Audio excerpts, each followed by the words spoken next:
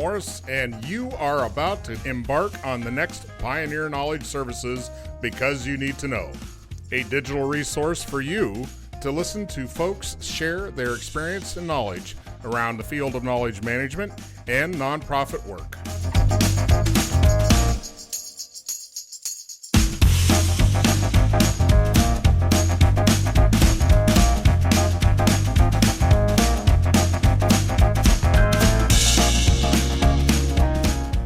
If your company or organization would like to help us continue this mission and sponsor one of our shows, email byntk@pioneer-ks.org.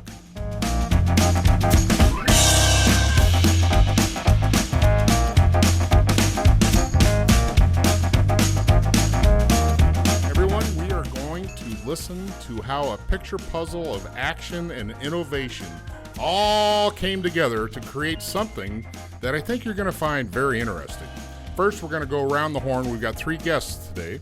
We're going to talk to each one of them and figure out what exactly happened and what's going on and what's in the future for what you're about to find out about. Doug Smith, please, you're up first.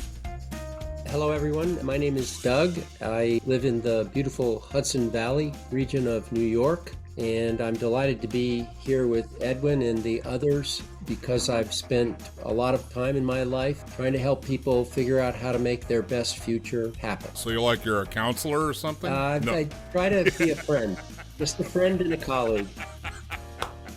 Okay.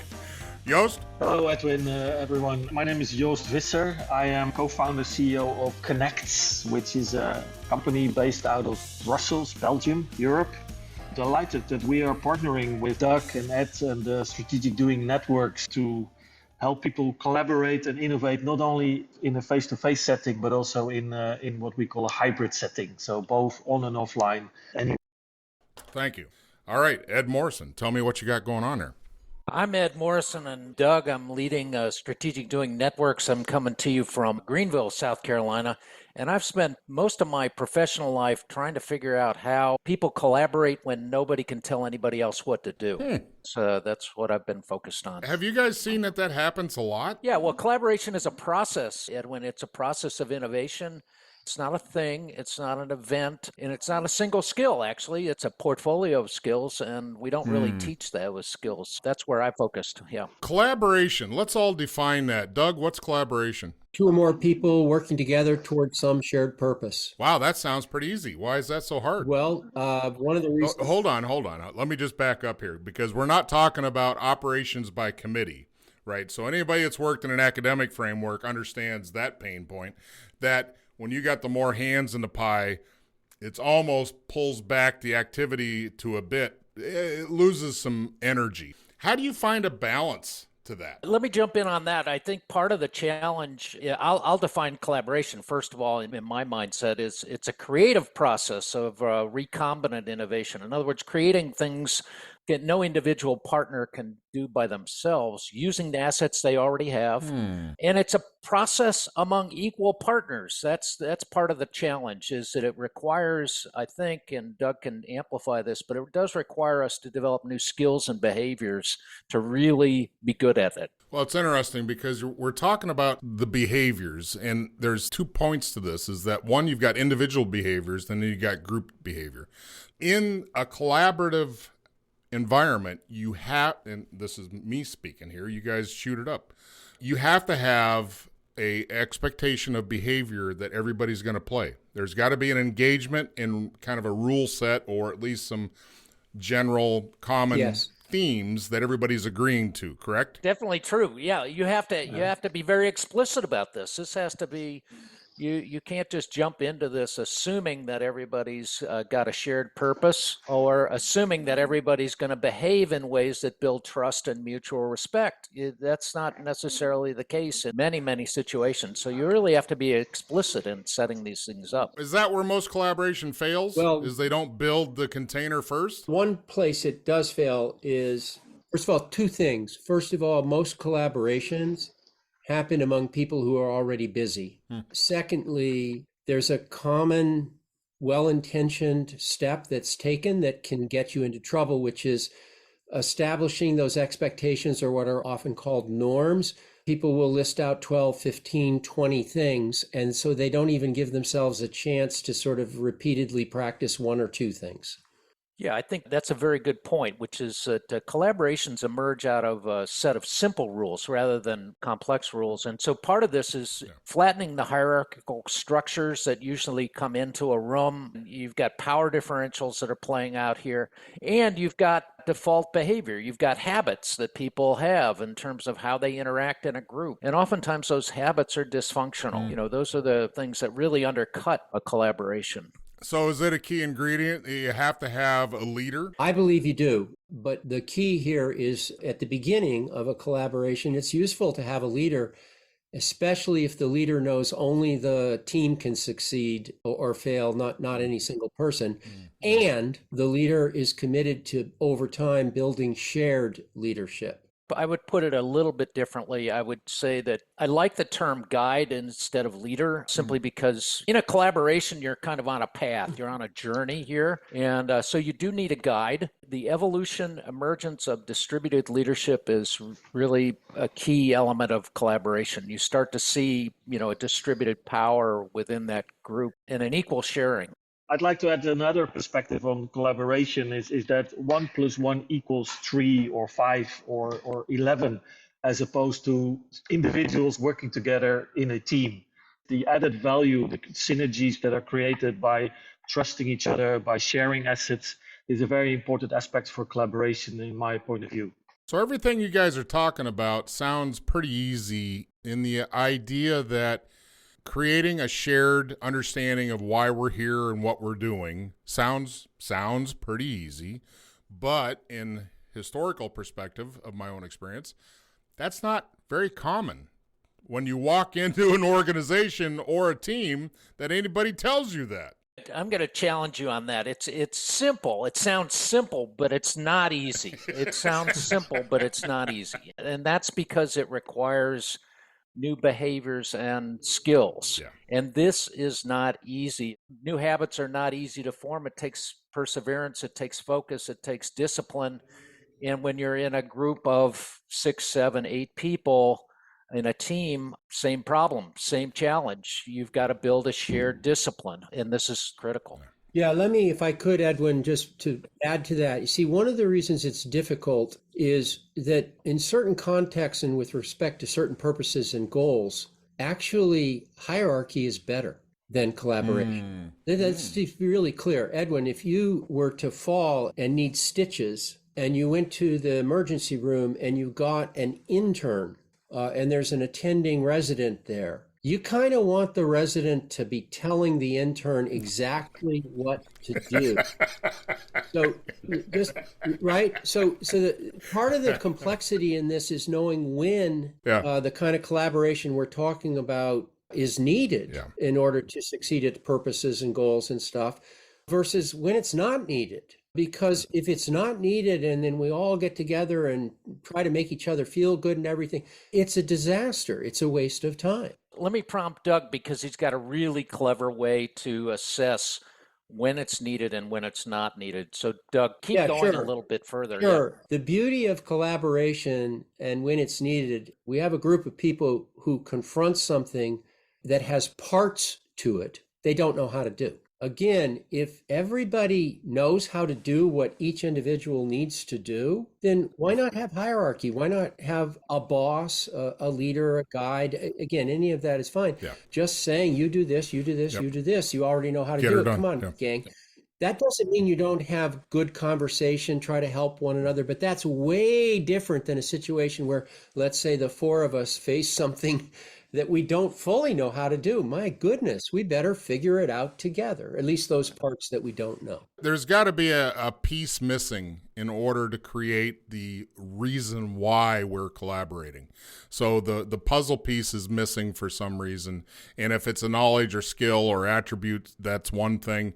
But if it's a mechanical piece, if it's an external thing, that's still, it requires a collaborative effort to try to figure out what's missing. I'll go even further than that, because increasingly we're confronting problems that are intertwined. You really can't pull them apart. And you can think of everything from trying to solve a complex problem that requires collaboration with your partners to everything to climate change and things like that. So there's a set of really challenging problems that we're confronting that we can't use our traditional approach to solve. We have to experiment. We have to figure out, how do we get better results in our current situation? How do we solve this?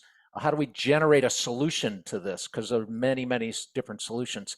That creates two dimensions here of problems and the complexity. And going back to your question, one is that the problem itself can't untangle it. It's not easily untangled. You just have to experiment and figure out how we can get better results. The second is you got to work with people to do that. So the collaboration itself is complex. So you're managing two dimensions of complexity all at once, and you can easily get distracted and easily default back to old behaviors and all of that. That's why it's not easy. It sounds simple, but it's not easy. So I've got two questions for everybody at the table. Is collaboration equal to marriage? That's a good who's going to step into that pie? No, I think that there's, to have a successful marriage, I think, the skill set that you need for good collaboration is an absolute necessity. You need to be able to listen, you need to give and take, you need to share your assets. If it's a hierarchical marriage is more like a kind of bondage. There's lots of similarities. There definitely are. And Edwin, I'm going to do something here that I'll try to explain for the wonderful listeners out there. Okay. But it's another aspect of marriage or relationships that your question really is crucial to. We have friends, or we've experienced ourselves, etc. We know of other people who have difficult relationships. Often the term is dysfunctional relationships. And so in marriage, there's a whole group of people out there called marriage counselors. One of the things that they do, and they do well, and they try to do, is they try to get people to sort of talk to one another, listen to one another. Yeah. And if you think about it, what's really going on is they're trying to reset the way the relationship is supposed to work. So right now, for all the listeners out there, I have a rubber band on two thumbs, and I'm stretching the rubber band. And that's what happens in a marriage counseling relationship. They set some new guides, like those simple rules and things like that. In a very fraught, difficult, dysfunctional relationship, the couple leave the marriage counselor, and within 24 hours or 48 hours, one of them makes a mistake, does something that is reflective, and the rubber band just snaps back. So I think people can learn from this by giving some slack to others as they maybe make a mistake with some of those simple rules and not immediately jump on them. The other thing I would say is the kind of collaborations that we're talking about are not marriage. This is not a lifelong commitment to another person, which is a very, very, very rich and deep and wonderful experience, but a difficult one. We're talking about trying to get something done in our busy lives that can make a difference, that leads to an innovation. Well, I'm going to amp off of what Doug just said and talk about how do we actually do that? Well, we do that through our conversations. And so dysfunctional relationships, you can characterize dysfunctional relationships by the pattern of conversation that they've designed and guided. And some of it's just reflexive. You react, you get angry. Or lack of conversation. Or lack of conversation. Sitting opposite each other. Or misinterpretation, right? Or just repeating the same old conversations. Oh, we can never do that. Oh, that's impossible. Oh, that person won't ever listen. Right. So the conversation, one of the things we've learned in years of doing this is that collaborations emerge from conversations with a very predictable structure to them. If you understand that structure, you can improve your skills at building collaboration, but it requires practice. It's like learning to swim or learning to play the violin or whatever. The learning aspect, you keep going back to, I hear listening, learning, that requires an inquisitive mind and a lifelong learner mindset. Oh, yeah. All right. So do we just hire those folks? Do you just not hire the folks that won't play or won't learn, or they're like, yep, I know enough, I'm good? How do you weed out those folks that are not participating well? Quick story. Many years ago, I worked with the CEO of a Fortune 500 company, a wonderful guy, good friend. When we started working together, he really believed that the only way that his company could succeed is if he had extraordinary people. And I used to say, Steve, you have about 1,000 people working for you. Can you help me understand how all 1,000 of them are going to be extraordinary? So we started changing our conversation to getting extraordinary contributions out of ordinary people. And by ordinary, this was not a condemnation. Yeah, no. Most of us are ordinary. So please, that's not what I meant. But I did mean the other thing, which is it was an illusion that you could just have all extraordinary people. You know, the famous Lake Wobegon series, all of the people in that part of Minnesota were extraordinary. Yeah, I think part of the challenge here is to understand that everybody has gifts, and a lot of the behaviors that our organizations and communities have engendered tends to shut down people, tends to shut down those conversations, tends to shut down those situations where we can share our gifts. I prefer to think about this as learned behavior. Yep. This is learned behavior, and we need if in this world of networks and complex problems, we need a new set of behaviors. And we need to help each other build these habits together. One of the things we've learned about collaboration is there's a variety of skills to it, and nobody's good at all of them. Nobody's good at all of them. So you need a team to really be good. And Edwin, that just reminds me of another trap. Hold on, Doug. Okay. Joost was going to jump in. I wanted to bring in the cultural dimension of collaboration, how some cultures, let's say, foster collaboration a lot more than others. And what's interesting is this is something I learned recently, that Ed and Doug, they became friends, colleagues in the same studies, which sub-Saharan African studies, which I think from a sort of cultural point of view, collaborative point of view, it's quite striking that you ended up on the same path and with that kind of dimension. That's an interesting point. Well, when I taught high school in West Africa when I was 20 years old, one of the things I quickly learned in the culture was the word participate. So for example, if you were hitching a ride in a Land Rover, as you went down the road toward the capital, it was about a 150-mile drive, there would be people asking to get a ride. And every time somebody came in, it was participate, which means move over and make room. So oftentimes, by the time I got down to the coast, I had about 1 square centimeter to sit on.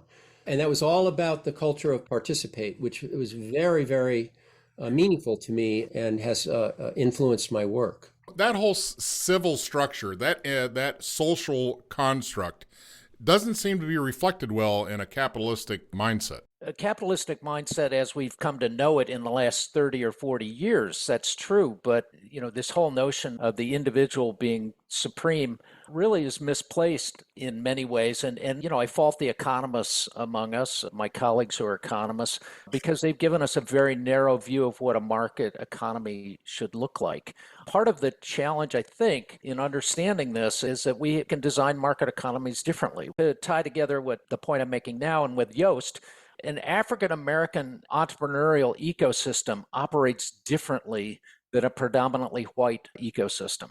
This is an important insight, is that because there are communal values in the African-American community that come into play that oftentimes we tend to, in predominant white community, we tend to focus on the sole entrepreneur, the hero, In fact, no entrepreneur has been successful without a team and without support and without a government, what I call a civic economy that supports the market economy. And so this is an important distinction. That kind of sits opposite of what most media represents in the hero complex of the Lone Ranger or, all those icons out there that are, it's just me. That's right. I'm doing I'm Rambo. I'm going to fix everything. I'm going to whatever. But that's part of the culture. Right? It's the lone hero, the one that we aspire to to be, and that is going to fix all our problems. That's the myth. It's a myth of entrepreneurship. I mean, we've seen the myth of entrepreneurship, unfortunately, have disastrous results with the Titan implosion.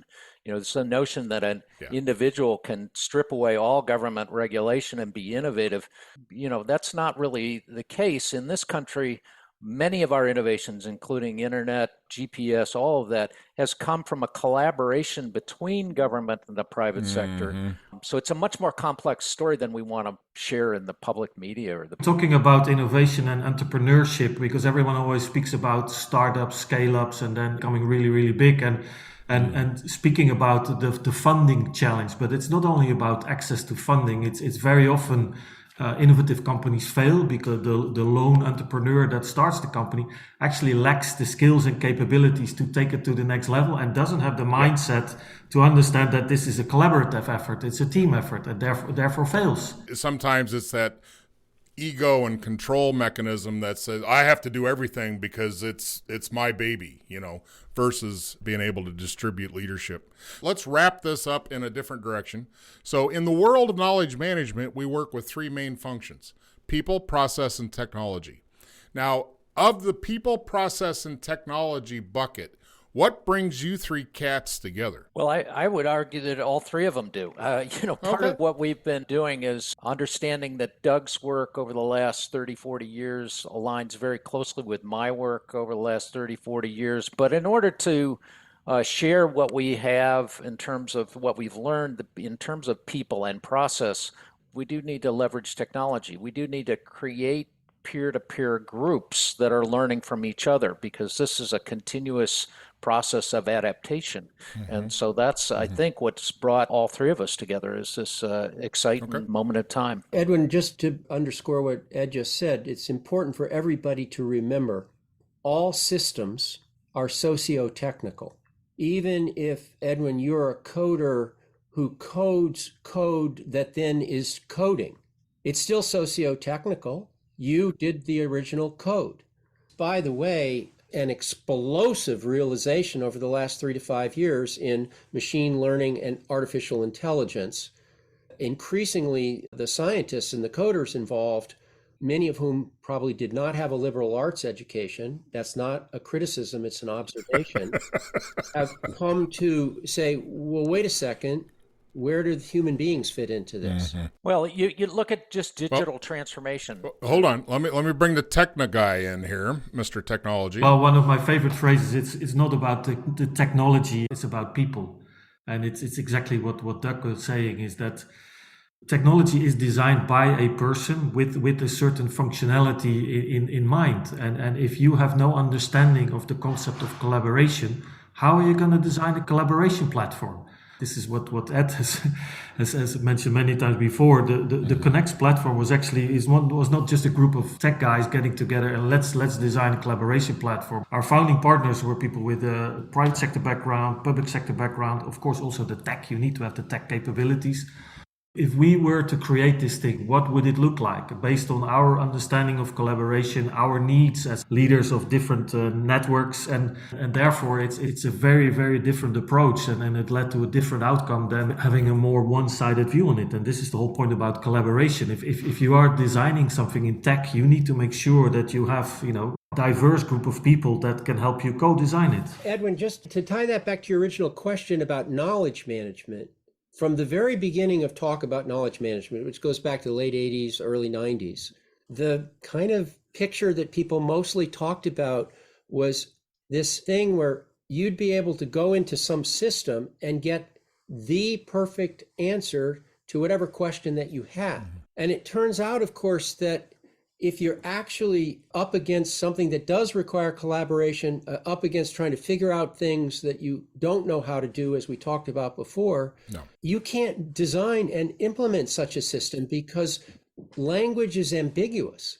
And unless you have some other people to help you understand the words, the language of what you've capped out of the knowledge management system, you're not going to know what to do with them. Yeah, and I'm going to try to focus on that a little bit, because knowledge itself is knowledge to do what? To act, to change, to do something with. Ideally. Ideally, right, but to change our situation, get better results, better solutions. And knowledge, that kind of knowledge, a large part of it is hidden. It's tacit knowledge. It's not brought forth by people until you have a context, until you have a challenge, until you have what we call a framing question, or Doug would call a challenge.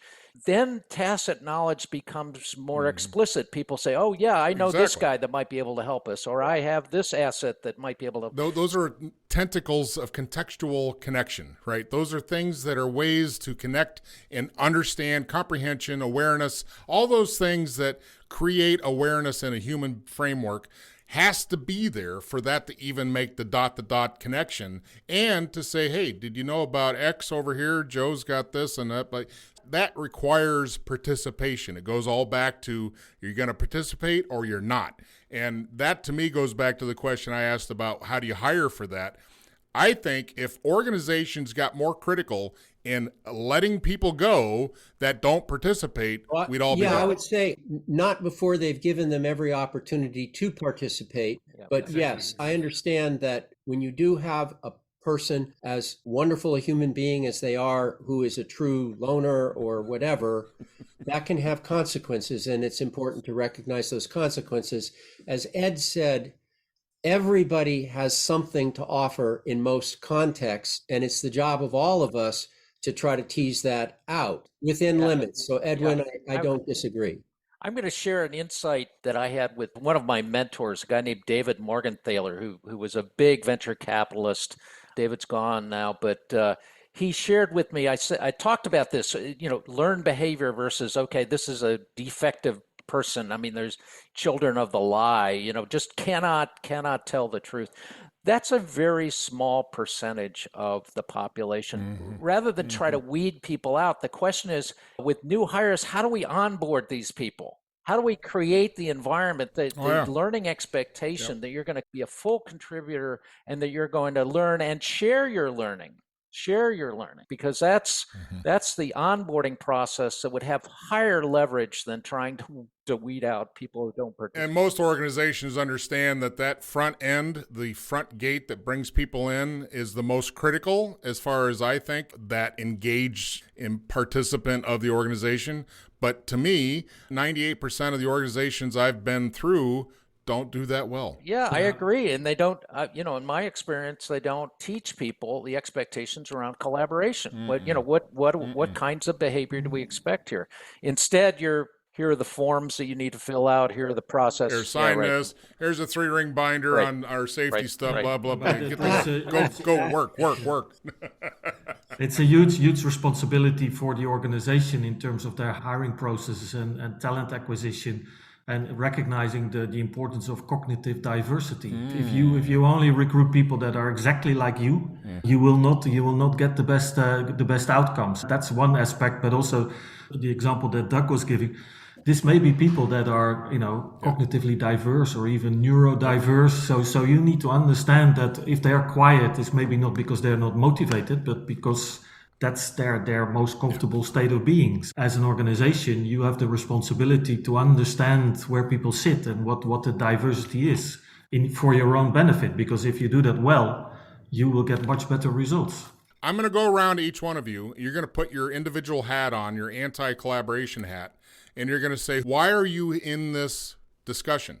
What do you bring into this, and what's the future? Meaning, what's your piece of this puzzle as you as an individual? And don't get all tied into the collaborative strings. Just why are you here and what are you doing? Doug, you're up. I'm here because I was lucky enough to reconnect with Ed, and I just have a great deal of confidence that I can learn a ton from him and Joost and others, and that together we can really help people find their best future and make it happen. Well, that sounds like a great purpose to be on the planet. Thank you. Joost? I think similar to Doug, I'm deeply appreciative of the fact that we came together with these complementary skills and sets of experiences with a common purpose, common vision. It's exceptional, and I'm I'm very, very happy that this happened. So, and I'm really looking forward to the next couple of years working together. Thank you, Joost. Ed? Well, I'm here because, again, I met both Joost and Doug in the past year, and it's been a remarkable collaboration that's emerged out of that interactions. But the primary reason I'm here, I think, is because the next generation of leadership is going to need these skills. And it's no longer about a theory of change. It's a practice of change. Both Doug and I have demonstrated it's possible to transform systems. It's possible to transform organizations at a large scale. And I think both Doug and I feel an obligation to distill and share what we've learned working in the swampy lowlands of these real world problems. Well, thank you all. I want to ask who here is brave enough to give me the definition they have in their head of what knowledge management is. Anybody? I would define it as both the use and the creation of knowledge that makes a difference. I would call it generation and distribution of knowledge that helps us generate solutions to these complex problems. Joost? I would say the ability to turn knowledge into wisdom. And if you manage knowledge well, it will lead to wisdom. All right. Well, thank you all for being here today. It's been a blast. We want to have you back probably next spring to see where this is all at. All right, this is our benchmark. We're going to set the expectation, and then we're going to check in a year or so and see what's shaking. Yeah? Sounds great. Doug, say goodbye. Bye-bye, everyone. Thank you.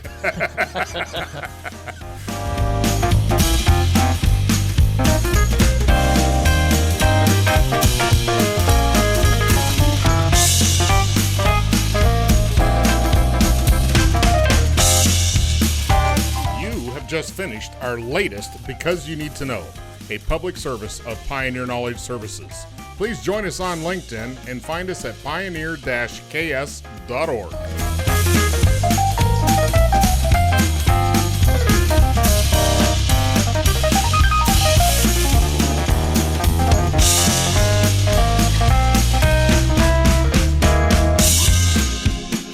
If your company or organization would like to help us continue this mission and sponsor one of our shows, email byntk@pioneer-ks.org.